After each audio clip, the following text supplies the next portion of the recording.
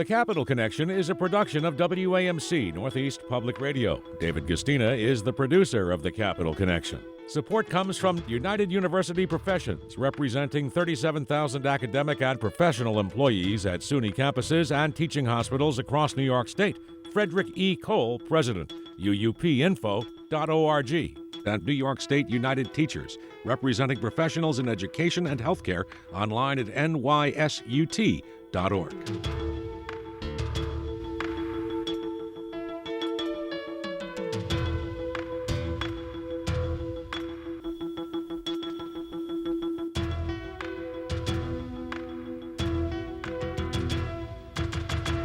It's the Capital Connection. Hi, I'm Alan Chartock. Joining us this week is a great friend of this program, New York State Assembly Majority Leader Crystal Peoples-Stokes. She's a Democrat. Peoples-Stokes serves Buffalo's 141st Assembly District. Welcome back, Majority Leader Peoples-Stokes. We're so happy to have you again. Thank you, sir. It's always my pleasure to speak to you and your audience. Oh, that's great. Okay, so let's start with, of course, you're a Buffaloian. You represent Buffalo in the Assembly or parts of Buffalo in the Assembly. So the question for you, of course, is the terrible mass shooting at the Top supermarket, which killed 10 and injured 3, and it was racially motivated. And the Justice Department is investigating it as a hate crime.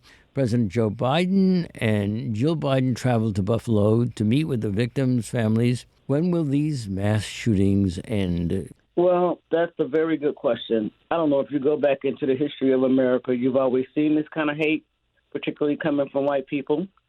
And they've always resented other people no matter what their color was. And now they resent people because of their religion. Now they resent people because of their sexual orientation. And they spew hate.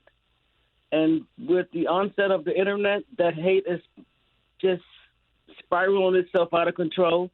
Add in, we had this former president who spewed hate, many good people on both sides. There is no such thing as a good person who hates. It's impossible. God is not a respecter of person, and people who hate are not good people. And so I don't think, I'm glad that President Biden came here because it did a lot to lift the spirits of the people who are in major pain. And by the way, they're still in pain. It hasn't gone, there have been no funerals yet. So there's still a lot of hurt going on around here. And there's no closure for anyone yet. But the president's trip here did a lot to up these people's spirits. They were pleased that he took time to talk to them, both one-on-one and in groups. He not only talked to families who lost someone, but he talked to survivors. And then he spent time with a general audience, and he said it for exactly what it is. Racism is a poison, and the poison is being spewed harder and deeper via internet sources and via people in the media and via people like our former president, who literally encouraged people to do these things. It's sad for this young man, but, he's been used.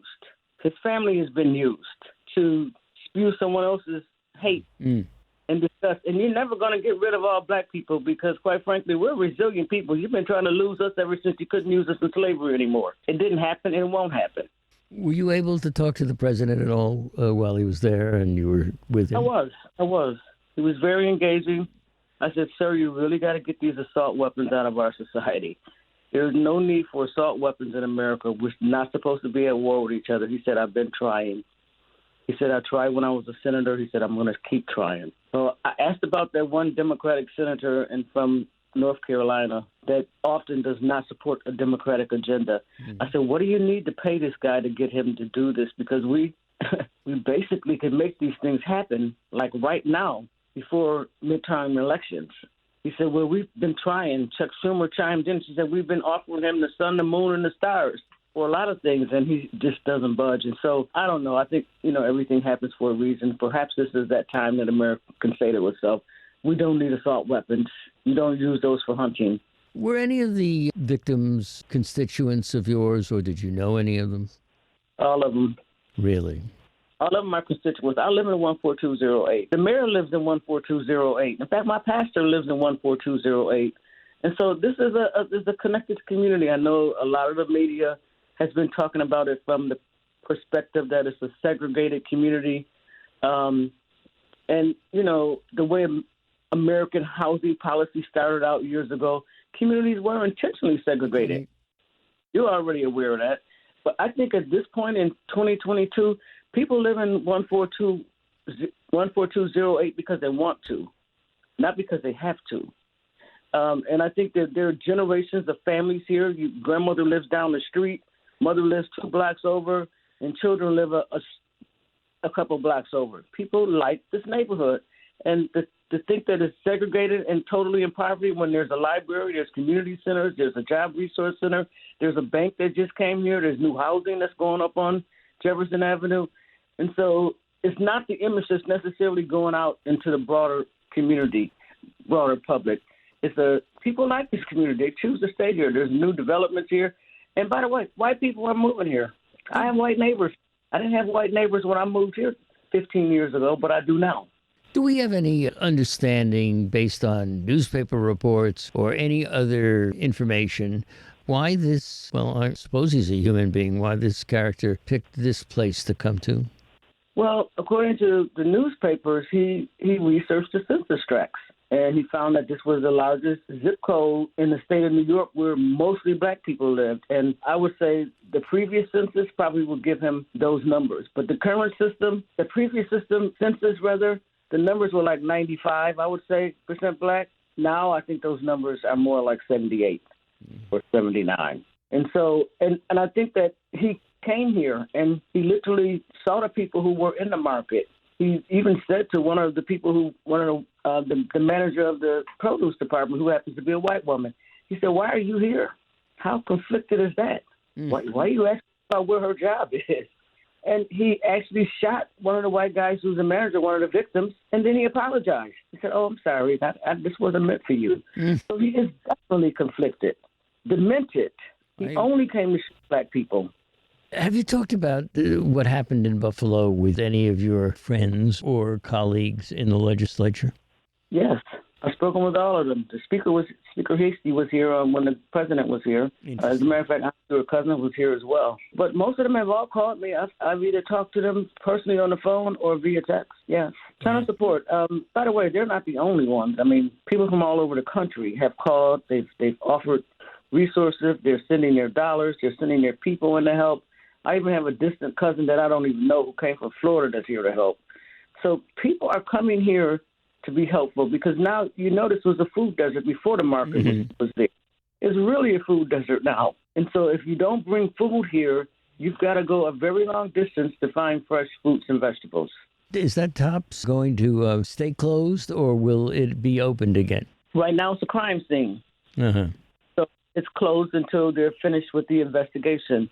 But I fully believe, and I think Tops is committed to that location, and that they will reopen. And there are some in the community who, at this point, are thinking, "Oh, my God, I could never walk in there again."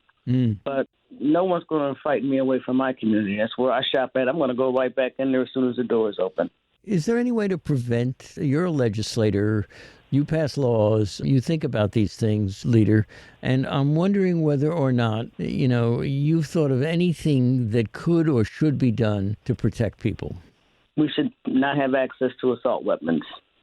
We should not have the capacity to get these high-level magazines that you add to them to shoot 10 people in 3 minutes. We should not have. Why do people need full body armor? The retired police officer who was a security shot that guy 2 times, and he knows how to shoot. He would have been done if he did not have on full body armor, including the helmet. Why do you need that in an American society? If you're getting ready to go to war, I can see you might want to have that. You don't need that to go hunting. The deer are not going to shoot back at you. So what is the purpose of that? So I think some of these things we can do to make a person think twice about taking that action. Because if he actually knew that he had to dress like that because people in this community carry weapons, and they do. Many of them have permits. And he knew that the police officer carried a Glock. So he dressed to prevent anyone from hurting him. His only intent was to hurt other people. So again, I don't know if this is legislative, Alan. I really don't. I think this is morality. America is morally corrupt, and this experiment with democracy that we're going to is going to implode on itself if we don't figure out how to stop the hate. We are talking to New York State Assembly Majority Leader Crystal Peoples-Stokes. She's a Democrat. So has this transcended political lines? I mean, you know, you deal with Republicans all the time. There are those people who are insisting that part of what's going on now, the troubles, are motivated because the Republicans are not where they should be. What do you think? I think there's a little bit of that, but I don't think there's all of that. I mean, I think there's some Republicans who, for whatever reason, would like to not toe the line, but they keep towing the line. And at some point, somebody's going to have to break off, like Liz Cheney, and say, oh, no, this is not who we are as a party. We've got to go the other way. But right now, so many of them are afraid to do that. And I'm not so sure why. I guess they feel like, you know, Trump has such strength that they could lose an election if they don't support his wacky agenda. But I noticed a few people lost the other day that he endorsed. Mm-hmm. So maybe this will be a turning point for them to say, perhaps we don't have to keep listening to this nonsense. We can go back to the Republican Party that can think clearly through issues as opposed to following the lead of someone who wants to be divisive and take us the direction of Vladimir Putin. Although I do work with some people who have been sending me ideas. I won't share them because I think it's important for us to have a conversation about it before we do that. And I work with Republican people who are my friends. I love them and they love me. But I also work with people who I love because I have to, but I don't like. Yeah, I know what you mean. We are, of course, talking right now with a very big favorite of this program, Ms. Peoples-Stokes. She's the majority leader of the New York State Legislature. So Republican Liz Cheney, who you just mentioned, of Wyoming, is blaming many in the GOP for embracing white supremacy, quote, replacement theory, fear and ignorance, and called in on all Republicans to denounce the mass shooting in Buffalo. I don't see them coming forward. Do you? I don't. The first thing out of their mouths is the death penalty. I mean, that's not going to get us to where we need to be. Just kill people. So you want to do the same thing the young man came here and did. There's no difference between you and him. A death penalty will not stop people from doing this thing again because they're crazy to have done it. What do you think that's going to matter to them, that they may get a death penalty? I don't understand. You know, there's these words that Martin Luther King said a long time ago. Hate won't fix hate. Only love will do that. And yet, don't you think that there is such a thing as justice? And if this character walks into a supermarket and kills 10 good people, that he doesn't deserve to be alive anymore? No, I don't agree with that. I think, first of all, justice for all is really not specific enough. Because if it was specific enough, he probably wouldn't have walked away from there alive. Actually, I mean, that's the first point that should be clear on. Because honestly, black people have died for a lot less than that. They didn't kill anyone. But when they got engaged with the police, they ended up dead. And secondly, take the man through trial. You want to go through trial? If he ends up in jail the rest of his life, then he ends up in jail the rest of his life. But to say, I'm going to kill you because you killed that one, that's like street revenge. That's why homicides never stop. I mean, at some point, you got to be able to stop the hate. You have to. And so I've been thinking through this a lot. I couldn't even talk the first 2 days because I'm so upset. And I remember the woman coming out of the church in South Carolina when the same kid went in that church and killed 9 black people who were at Bible study. And she said, we have to forgive. And I was crushed by that. I was like, forgive? You can't forgive these crazy people. I'm just going through all this in my mind. But I can feel where she is because we are a God-fearing people.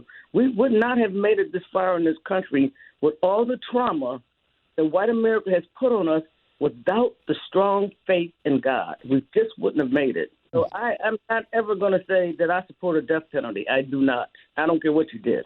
You were speaking with Assembly Majority Leader Crystal Peoples-Stokes, a Democrat. Let me go on and ask you about former President Trump. Now, he injected a good deal of the animus and the hate that exists in this country and our political system. Do you think he will ever be held to account for any of that? I truly hope so.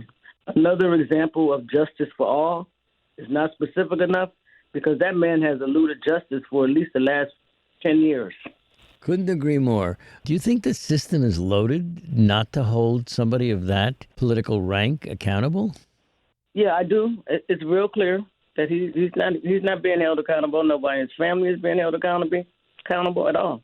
They can do what they want to. They can steal. They can abuse people. They can spew racism, encourage riots on the Capitol of the United States of America. No consequences. Alan, surely you know if those had been black people going in the Capitol, none of them would have walked away, and they'd all still be in jail. I certainly agree with that. Running for office in Pennsylvania yesterday. Where's the justice in that? You are so right. Talk to me about the Buffalo Bills stadium deal, which has angered many New Yorkers because of the public tax dollars being used to subsidize the sport, the NFL, that can afford to pay for it by itself. And the owners of the Bills, the Pagulas, live in Florida to avoid New York taxes. What do you think? Well, I think the notion that professional sports in America is not often subsidized by public dollars is a misnomer. I know that for a fact there are 2 professional baseball teams in New York City, 2 professional hockey teams in that area, 2 professional basketball teams in that area, 2 professional football teams, even though they don't play in the state of New York. None of that got there without public input. Either it was through tax breaks, public land, or tax incentives. And so don't wait till it comes to Buffalo to find something wrong with it. And by the way, if you go anywhere else in America, you will find that this happens if people who want to have access to professional sports are willing to contribute for it. And is it a business that NFL and the Pagulas probably could pay for themselves? They probably could. Leader, let me ask about redistricting. Do you feel that the process has gone well? Do you think that there have been any mistakes made when you look at the way the congressional districts have been dealt out and some of the other districts? Are you pleased, or do you think, it's as good as it's going to probably get? I am not pleased with the process at all. I think it was a horrible mistake to put in an independent redistricting council. I think that was a mistake. You should never want to take away the legislative responsibility and give it to some independent body. Whose interest is that in? That's in the interest of the independent body. It's in the interest of the people who brought it up. And by the way, I also want to mention this. The leadership of both the Assembly and the Senate happens to be African American. The entire process was taken away from the bodies that they are the leaders of. For what reason? It never happened before. And Alan, there's no way that the Senate could have always kept the majority being Republican if they had not shifted the lines to go that way. That just wouldn't happen because there are not enough enrolled Republicans to do that. So to now, all of a sudden say that there's something wrong with the way that's what we started out with this council. You don't even have the right to draw the lines. We'll draw them for you. And then you set up a body that's 5 Republicans and 5 Democrats, and what you think you're going to get a resolve out of that? I just really wonder, were we playing child games or are we doing adult business here? Because if we're doing adult business, we would never set that up. I think it was a mistake then. I tried to tell people that nobody would listen, so I ended up voting for it anyway, but it's ridiculous. Now that you have it in place, it failed. So the legislative branch of government did what it should have done, get some lines in place, albeit people don't like them. Actually, I didn't like them, particularly the Senate line, of the congressional lines. But you get these things in place, and then all of a sudden it's the judicial community that we're supposed to work with gives it to one person out of the hands of the people who have been elected to make the decision and gives it to one person to make the decision for over 20 million people. It's despicable.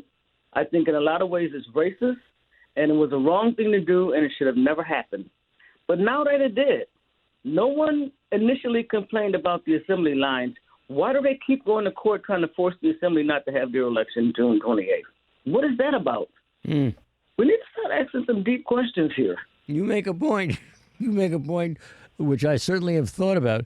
Let me go to the governor's race. Did Governor Hochul make a mistake picking Brian Benjamin as lieutenant governor? What about her choice of Congressman Antonio Delgado? Well, she definitely made a mistake with Brian Benjamin. That's clear. It's been well publicized. I suppose so. I think I don't want to question her decision because she's the governor. I like Antonio Delgado personally. I probably wouldn't have picked him, but I probably wouldn't have picked Brian Benjamin either. But that's not my call. And I'm not going to second guess the call that she made. What I am going to do is support her 100% to be elected. Let me ask you about this. Will we ever see real ethics reform in New York, or is the legislature sort of doesn't want to go there? I'm not sure what you mean by that question, Alan. Perhaps you can... I'd rather not. Let me put it this way. Is there anything in terms of legislative ethics that you would like to see improved in New York? You know what? I want to have to review what we have already and get back to you on that. Okay. By the way, from my perspective, I'm not violating any ethics because you know why? Why? I answer to a higher being. I got a place to go in the afterlife. I can't mess around with these worldly things. So I don't feel like I need that certain level of ethics. But let me go and look and then call you back and say, hey, maybe we could do this different. Maybe we could do that different. Well, you can be sure. We'll be calling you back because you're terrific on this program, and we really appreciate your being here. Let's talk a little bit about, we only have a couple of minutes, but let's talk a little bit about legalized marijuana. Are you satisfied that those hurt by the Rockefeller drug laws will benefit from the legal industry? Most experts says it costs a minimum of $1 million to open a marijuana shop. What do you think? There are a lot of people who sold marijuana. Are those people basically an underclass who are not getting a break here?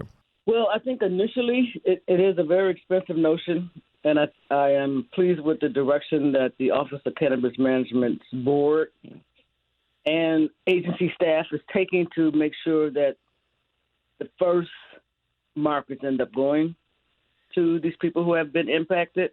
And I think the fact that they're willing to do build-outs for the locations, select the locations, do the build-outs, takes that $1 million way down, and perhaps it may end up being more like $250,000 that you need to get yourself capitalized to be in business. But I think it's still possible to do, and I'm looking forward to the results of it.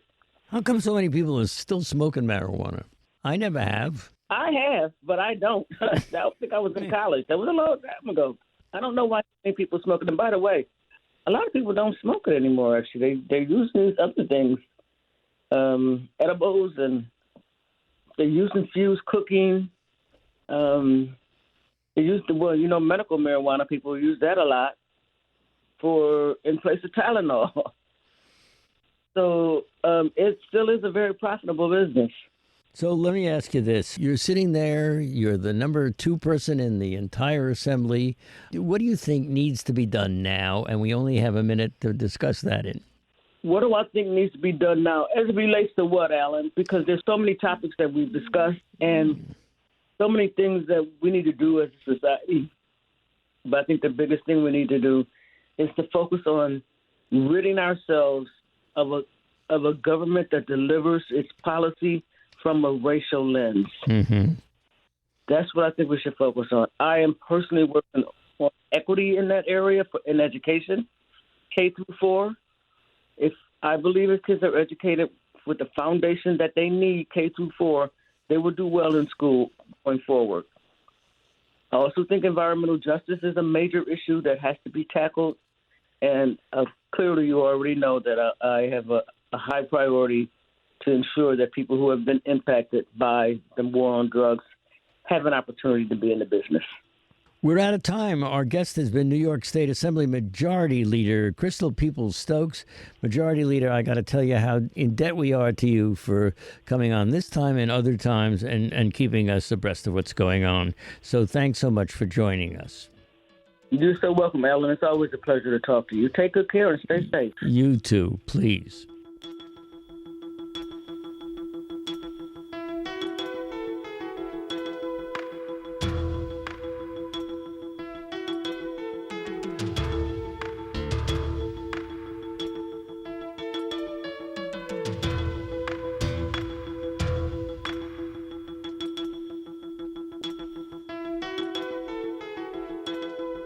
The Capital Connection is a production of WAMC Northeast Public Radio. David Gustina is the producer of The Capital Connection. Support comes from United University Professions, representing 37,000 academic and professional employees at SUNY campuses and teaching hospitals across New York State.